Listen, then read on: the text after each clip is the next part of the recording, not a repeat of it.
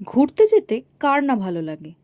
আমারও অনেক দিন ধরে ঘুরতে যেতে ইচ্ছা করছে, কিন্তু ওয়ালেটের সিচুয়েশন বলছে বাড়িতেই থাক।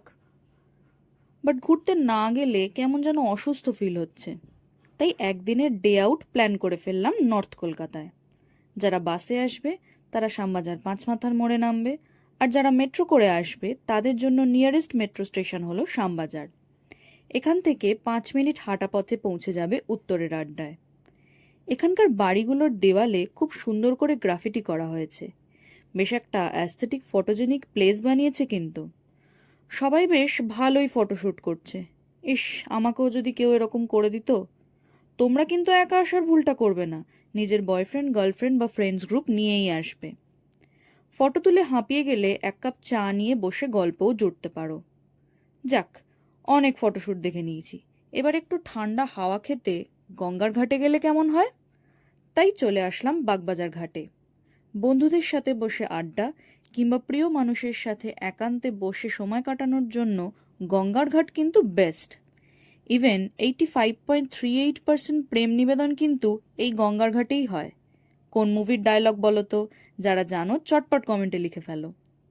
এখানে বসে থাকতে থাকতে ভাবলাম, নিজের ফটো যখন তোলা হলো না, একটু সানসেটের ফটোই তুলি। কিন্তু কতক্ষণ আর খালি পেটে বসা যায়। চলে গেলাম গঙ্গার ঘাটের পাশে এই ছোট্ট স্ট্রিট ফুড কার্টটায়। এত খিদে পেয়েছিল যে আমি তো ভিডিও তুলতে ভুলেই গেছি, কিন্তু তোমাদের জন্য মেনুটা দিয়ে দিয়েছি। এখানে এলে কিন্তু অবশ্যই তোমরা ট্রাই করো।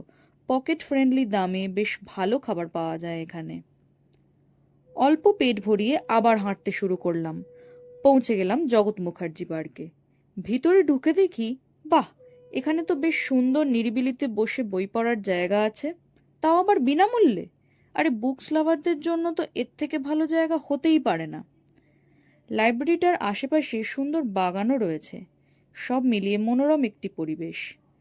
আবার এখানে বাচ্চাদের ক্যারাটে প্রশিক্ষণও দেওয়া হয়। নর্থ কলকাতায় এসেছি আর ভূতনাথ মন্দির দর্শন করব না তা কি হয়? মন্দিরের পাশেই রয়েছে পুজো সামগ্রীর দোকান। যারা পুজো দিতে চাও তারা এখান থেকে সব কিনে নিতে পারো।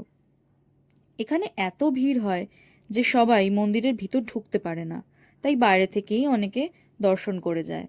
কিন্তু আমার লাক ভালো ছিল, তাই আমি ভিতরে ঢুকে আরতি দর্শন করতে পারলাম। এখানকার দৃশ্য দেখে কেদারনাথের কথা মনে পড়ে গেল।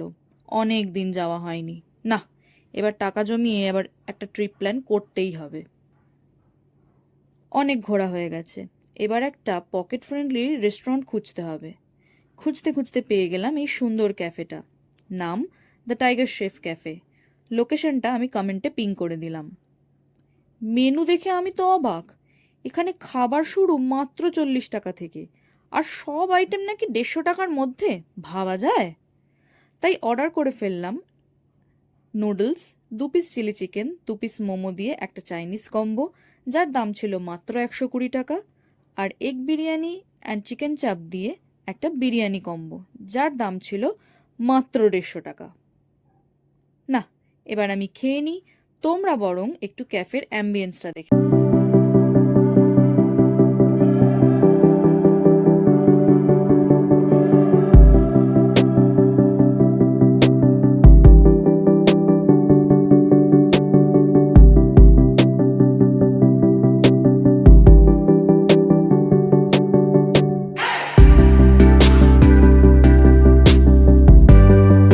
একদিনে কম খরচায় ঘোরাটা কিন্তু বেশ ভালোই হলো। এরকম আরও অনেক পকেট ফ্রেন্ডলি প্লেসেস জানতে ও আমার ট্রাভেল স্টোরি শুনতে সাবস্ক্রাইব করে নাও আমার চ্যানেলটা। আর এই ভিডিওটা শেয়ার করো তাদের সাথে যাদের নিয়ে তোমরাও এরকম আউটিং প্ল্যান করতে চাও। তাহলে আজকের মতো টাটা, দেখা হবে আবার পরের ভিডিওতে।